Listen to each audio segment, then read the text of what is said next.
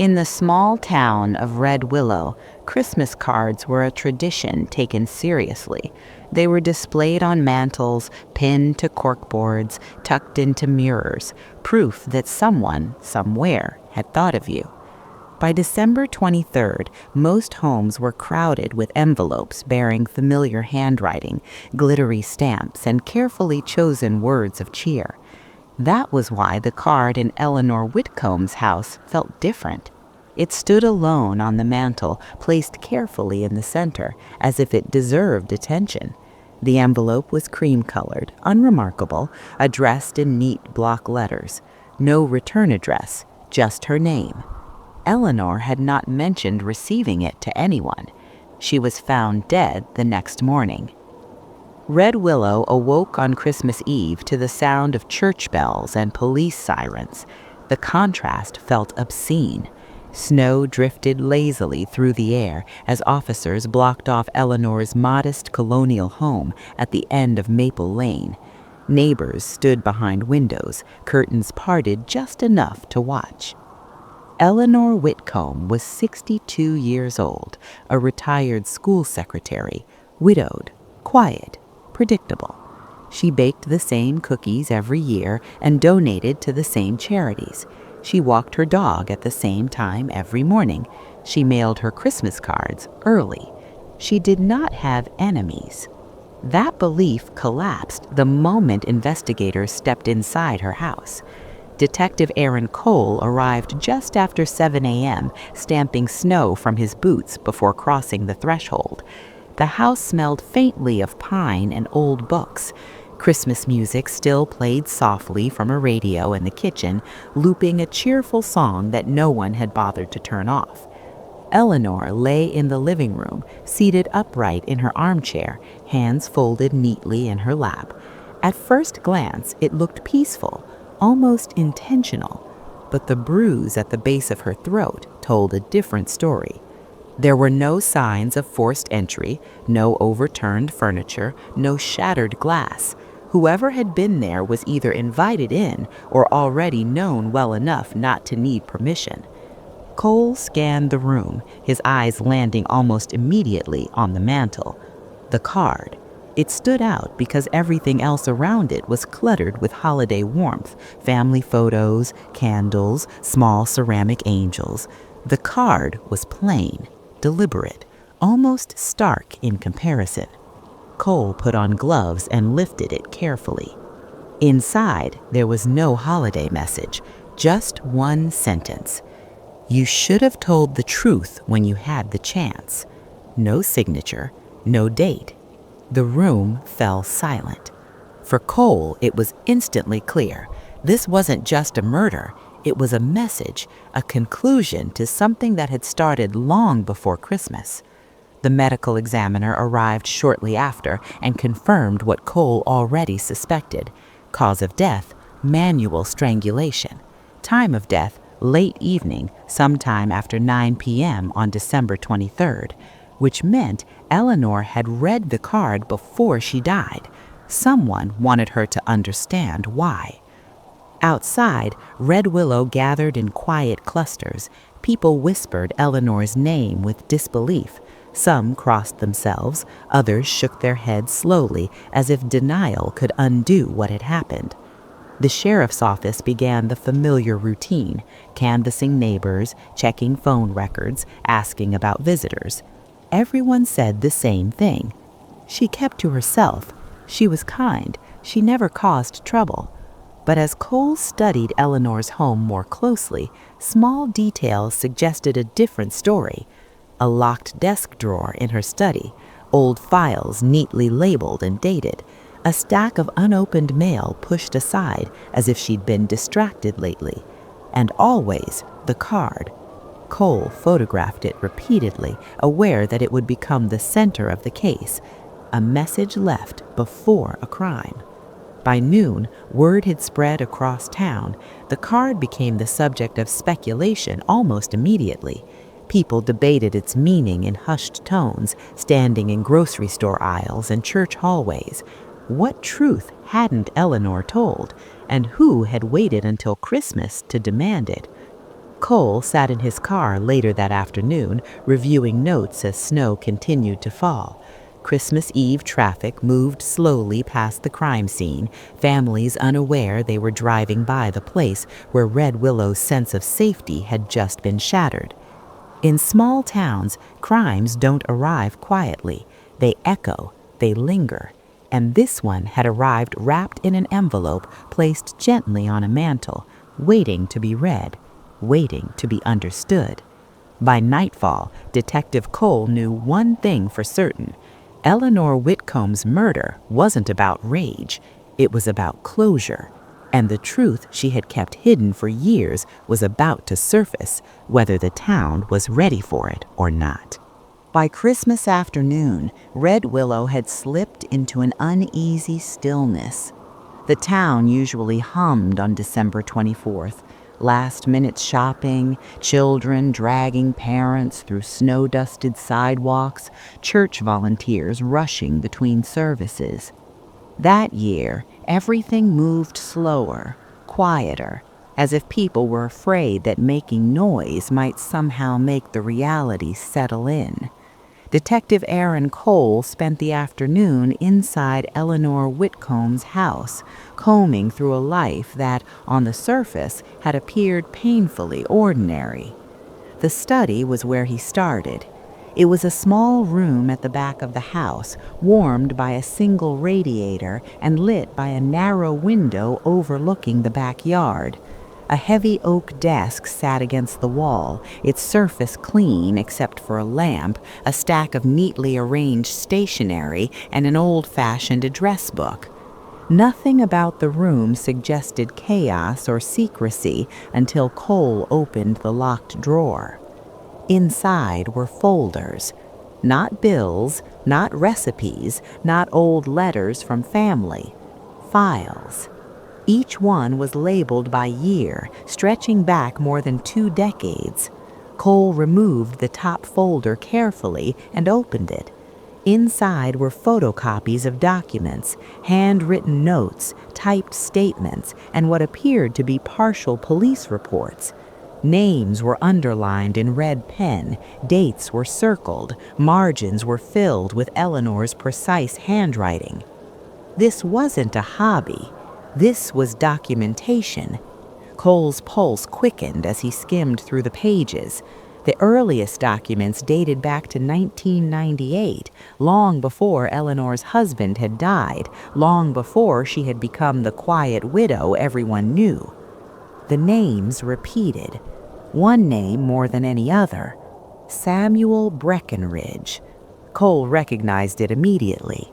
Sam Breckenridge had been a fixture in Red Willow for years, a former city council member, head of the local zoning board, and a man widely credited with keeping the town stable through difficult economic times. He was respected, well-connected, and fiercely private. He had also died 5 years earlier. At least that's what everyone believed.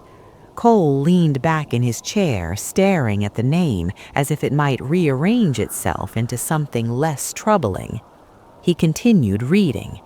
The documents detailed complaints, quiet ones, allegations of financial manipulation, coercion, and intimidation involving property disputes and zoning approvals.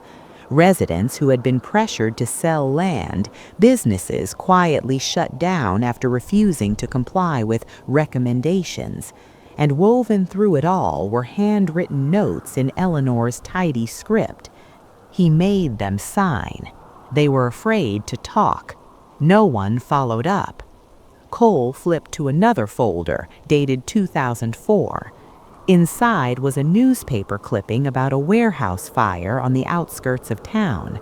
The official ruling had been accidental, faulty wiring, but Eleanor's notes suggested otherwise.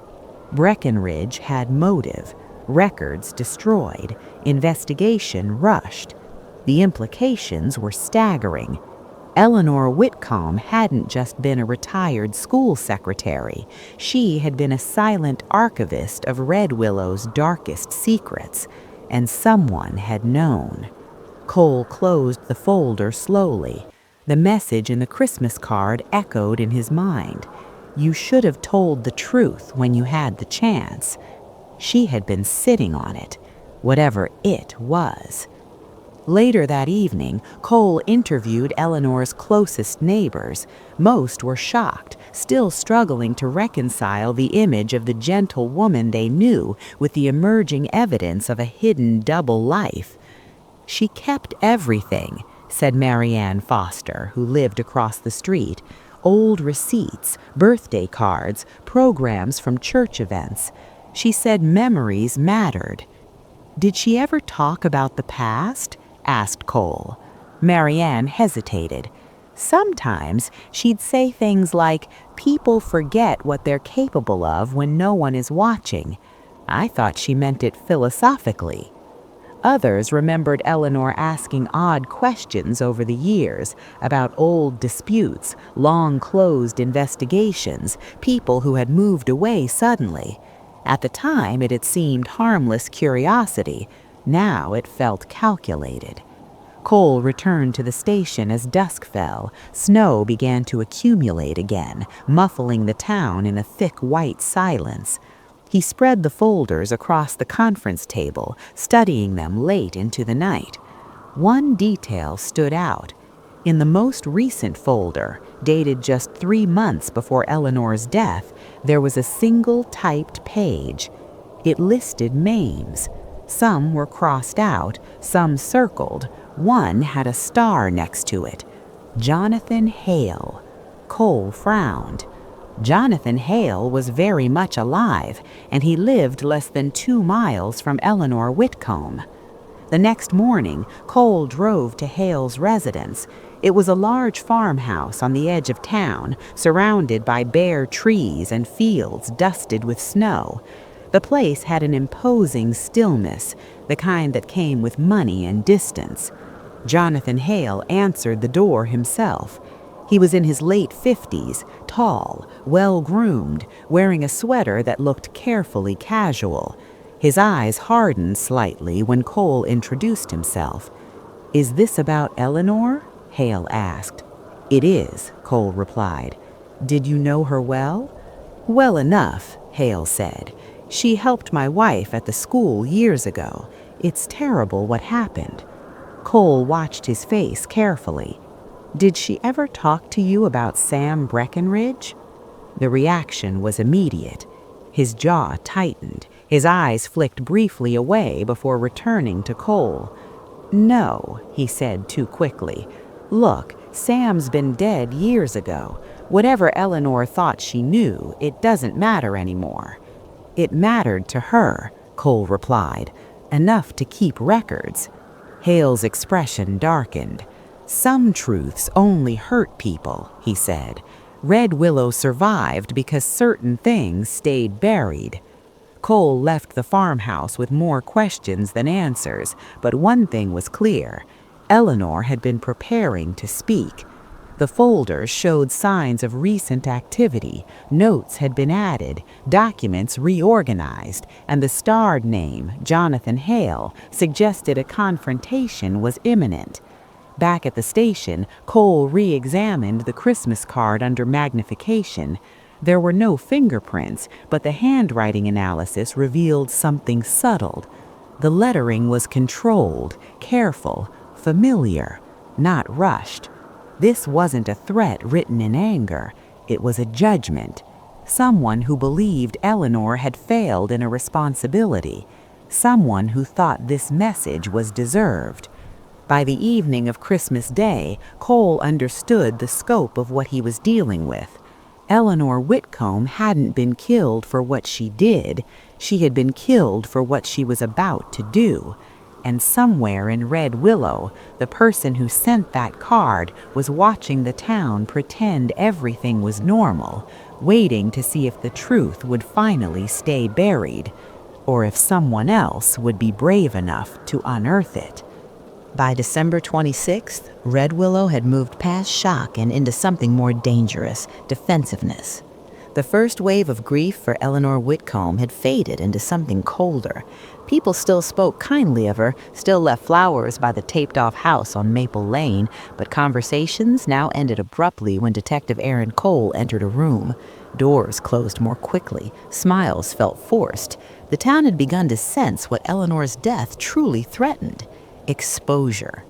Cole spent the morning mapping out the names from Eleanor's files across a whiteboard in the station's briefing room. At the center was Samuel Breckenridge, circled heavily in red. From his name, lines spread outward like cracks in ice. Local business owners, zoning officials, former council members, donors, and private citizens whose fortunes had quietly improved during Breckenridge's reign. Red Willow hadn't just been run by Sam Breckenridge, it had been shaped by him, and Eleanor Whitcomb had known it. Cole reviewed the records again. Every complaint Eleanor had documented followed the same pattern. Someone resisted Breckenridge's influence, and soon after, something went wrong. Permits denied, loans rejected, inspections failed, fires broke out, marriages collapsed under pressure. People moved away quietly, telling neighbors they needed a fresh start. No arrests, no trials, just disappearances and silence. Cole began interviewing people whose names appeared repeatedly in the files. Most reacted the same way. "I don't remember. That was a long time ago. Sam helped the town. People exaggerate." But beneath the rehearsed answers, fear lingered. One former shop owner, Dennis Klein, finally broke down during questioning. "He ruined me," Klein whispered, staring at the floor. Not directly, he didn't have to. He just made sure everyone else did. Klein admitted he had once spoken to Eleanor. She had asked him to write a statement about the zoning pressure he faced in 2001. "I said no," Klein confessed. "I had kids, a mortgage. I wasn't going to be the one who spoke up." Cole nodded. He had heard variations of that same justification all week. By afternoon, Cole returned to Jonathan Hale. This time, Hale wasn't as composed. Cole found him at his office, a sleek, renovated building that once belonged to a business Breckenridge had rescued during a financial dispute years earlier. The irony wasn't lost on Cole. "You didn't tell me everything," Cole said, standing across from Hale's desk. Hale sighed and leaned back. "I told you what mattered." "What mattered to whom?" Cole asked. Hale looked away. "You don't understand what Sam was capable of." "Eleanor did," Cole replied. "That's why she kept records." The room fell silent. Finally, Hale spoke. "She came to me 3 weeks ago." Cole's breath caught. "What does she want?" "She said she was tired of carrying it," Hale admitted. "Tired of watching people pretend nothing happened. She said she planned to give her files to the county." "And how did you respond?" Hale swallowed. "I told her she was making a mistake." That night, Cole drove past Eleanor's house again. Snow had begun to fall softly, clinging to the police tape like fragile lace. He imagined Eleanor sitting at her desk, sorting papers, deciding after decades of silence that she would finally speak, and someone had found out. The card wasn't a warning, it was a verdict. Cole re-examined phone records and discovered something new. Eleanor had placed multiple calls in the days before her death to one number that appeared repeatedly in Breckenridge-era records. It belonged to Margaret Hale, Jonathan Hale's wife. Margaret had once worked in the county clerk's office, back when key documents had gone missing during investigations involving Sam Breckenridge. Cole interviewed Margaret the next morning. She appeared calm, almost relieved to talk. "She was scared," Margaret said, referring to Eleanor. "She kept saying, 'I waited too long.'" "Did she say what she meant?" Cole asked. Margaret nodded slowly. "She believed Sam didn't act alone, that people helped, protected him." "Did you?" Cole asked gently. Margaret didn't answer. Instead, she asked a question of her own. "Do you know what happens to towns that tear themselves apart digging up old sins? They don't survive." Cole left knowing he was closer than ever. The motive was clear now. Eleanor's death wasn't personal, it was preventative. She had threatened a system that still benefited people who were alive, powerful, and respected. The message on the card wasn't just for her, it was meant as a warning to anyone else who might consider speaking. By the time Cole returned to the station, a new detail awaited him. The handwriting analyst had finished a comparative report. The writing on the Christmas card matched someone. Not Eleanor, not Jonathan Hale, but Margaret Hale. The realization hit hard. Margaret had access to the old files. Margaret had motive. Margaret had reason to believe Eleanor's truth would destroy lives, including her own. And perhaps most chilling of all, Margaret was someone Eleanor had trusted. Cole stared at the report as night settled over Red Willow. Christmas decorations still glowed in windows, cheerful and oblivious. Somewhere in town, the person who had written that final message was still moving freely, protected not by innocence, but by years of shared guilt. And now, Detective Aaron Cole had to decide how to expose a crime that an entire town had spent decades trying to forget. Red Willow woke under a pale winter sun that made everything look cleaner than it was. Snow glittered on rooftops. Christmas lights still blinked in windows, stubbornly cheerful, refusing to acknowledge that something rotten had taken root beneath the town's traditions. Detective Aaron Cole didn't sleep that night. Margaret Hale's name echoed in his mind over and over, refusing to settle. The handwriting report lay folded in his jacket pocket like a quiet accusation. It wasn't proof, not yet, but it was direction, and in cases like this, direction mattered more than certainty. By mid-morning, Cole returned to the Hale farmhouse. Jonathan Hale's truck was gone. Margaret's car sat alone in the driveway, half buried in snow. Smoke curled from the chimney, thin and steady. Someone was home. Someone was waiting. Margaret answered the door before Cole knocked. "I wondered when you'd come back," she said calmly. Inside, the house was immaculate. No holiday clutter, no festive chaos. The decorations were tasteful and restrained, much like Eleanor's had been. Cole noticed that immediately. They sat at the kitchen table. Margaret poured tea with steady hands. "You know," she said, "Eleanor used to say Christmas was when people felt brave enough to tell the truth, or cruel enough to punish it." Cole watched her closely. "Did she say that to you?" Margaret smiled faintly. "She said many things." Cole placed the handwriting analysis report on the table. He didn't slide it toward her. He simply let it exist between them. "The card," he said. "It was written by you." Margaret didn't reach for the paper. She didn't deny it. "I wanted her to understand," she said quietly, "that choices have consequences, even decades later." Cole leaned forward. "You went to her house on Christmas Eve." "Yes." "You killed her." Margaret's fingers tightened around her cup. "I stopped her," she corrected. "There's a difference." The confession didn't arrive dramatically. There were no tears, no shaking, just a calm, almost weary honesty. "She was going to destroy everything," Margaret continued, "not just reputations, families, children, people who had nothing to do with Sam's choices but would still suffer for them." Cole's voice hardened. Eleanor was going to tell the truth. Margaret laughed softly. "Truth isn't neutral, detective. It has weight, and sometimes it crushes the wrong people." She explained slowly, deliberately, as if recounting a story she had rehearsed for years. Samuel Breckenridge had been dangerous, but he hadn't acted alone. People like Jonathan, like Margaret herself, they signed off on documents, lost files, delayed investigations. They convinced themselves they were protecting Red Willow. When Eleanor began organizing her records again, Margaret noticed. The calls, the questions, the sudden urgency. "She waited too long," Margaret said, "and then she wanted absolution." Margaret had gone to Eleanor's house that night under the guise of reconciliation. She brought the card with her, not as a threat, but as a final appeal. "I thought maybe if she read it, she'd stop." She didn't. They argued. Eleanor accused her of cowardice, of complicity, of letting others suffer so she could sleep at night. Margaret's composure cracked then. "She said my silence made me just as guilty as Sam. I couldn't let her destroy everything to ease her conscience." The struggle was brief, quiet. Eleanor fought, but she was older, weaker.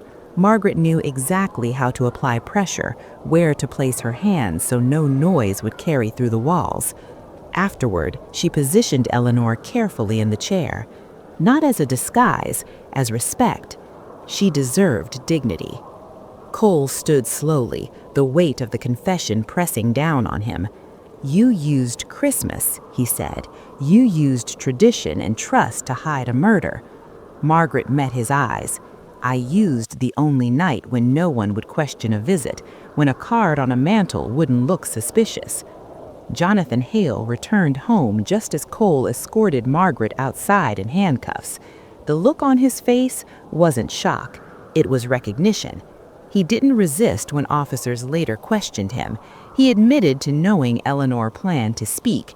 He admitted to urging Margaret to handle it, though he claimed he never expected violence. The town reacted exactly as Cole expected, not with outrage, with grief mixed with relief. Margaret Hale was arrested, charged, and quietly condemned. But the deeper shock came days later when the county reopened the Breckenridge-era cases using Eleanor's files. Red Willow's past began unraveling. Permits, fires, missing records. People who had left town suddenly years ago were contacted, their stories finally given space. The town couldn't look away anymore, and that, more than the murder itself, terrified them, because Eleanor Whitcomb's death hadn't stopped the truth, it had accelerated it. The card she received was meant to end a story. Instead, it became the opening chapter. Winter loosened its grip on Red Willow slowly, like a town reluctant to wake from a bad dream. Snowbanks shrank into gray ridges along the streets. Christmas lights disappeared window by window, packed away with ornaments and excuses. But the silence that followed the holidays didn't feel peaceful. It felt exposed. Margaret Hale's arrest fractured something Red Willow had relied on for decades, the comfort of believing its worst days were behind it. The trial began in late March. The courthouse filled early each morning, not with curiosity seekers, but with neighbors, people who had known Margaret all their lives, people who had trusted her judgment, praised her civic work, relied on her quiet competence. She sat at the defense table in muted colors, hair neatly pulled back, expression composed. If not for the charges read aloud, first-degree murder, you might have mistaken her for a town clerk attending a meeting. Detective Aaron Cole testified on the third day. He described the crime scene clinically, the card, the handwriting match, the confession. He avoided adjectives, avoided drama. He knew the jury didn't need embellishment. The facts were heavy enough. When the prosecution entered the Christmas card into evidence, a murmur rippled through the courtroom. It was passed carefully from juror to juror, sealed in plastic. The words, written weeks before Eleanor Whitcomb's death, were read aloud by the clerk. "Some truths come too late to heal. Please, Eleanor, let the past stay buried." No threats, no confession, just fear pressed into ink. Margaret's attorney argued motive without malice, protection, not cruelty, a woman trapped by the consequences of decades-old decisions, desperate to stop a chain reaction she believed would devastate innocent people.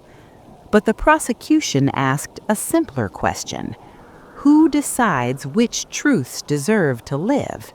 Eleanor Whitcomb, they argued, had made her choice. Margaret Hale had taken that choice away. Jonathan Hale testified reluctantly. His words were cautious, trimmed of emotion, but the jury heard what he didn't say. He knew, he had known, and he had done nothing to stop it. The town watched itself on trial. Old permits resurfaced. Fire reports, once deemed accidental, were reconsidered.